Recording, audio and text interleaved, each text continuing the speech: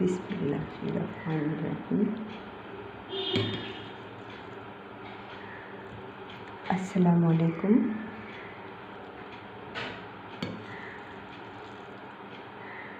শীতের এই সুন্দর সকালে গরম গরম ধোয়া ওঠা খিচুড়ির মধ্যে আজ আমি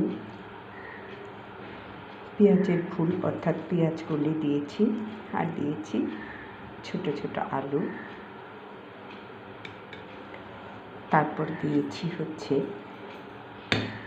এই যে দেখতে পাচ্ছেন কাঁচা টমেটো দিয়ে মসুরির ডাল দিয়ে খিচুড়িটা রান্না করেছি। এরপর এই খিচুড়ির সঙ্গে আমার এই পেঁয়াজের ফুল খেতে খুব ভালো লাগে, অর্থাৎ পেঁয়াজ কলি।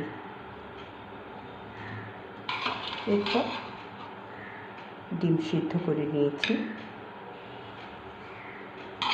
ডিম সিদ্ধ না হলেও চলে আমার, তো তারপর গরম গরম খিচুড়ি ডিম সিদ্ধ ভালো লাগে। এরপর একটু ঘি নিয়ে নিই। ঘি এর সঙ্গে না হলেও চলে, কিন্তু তারপরও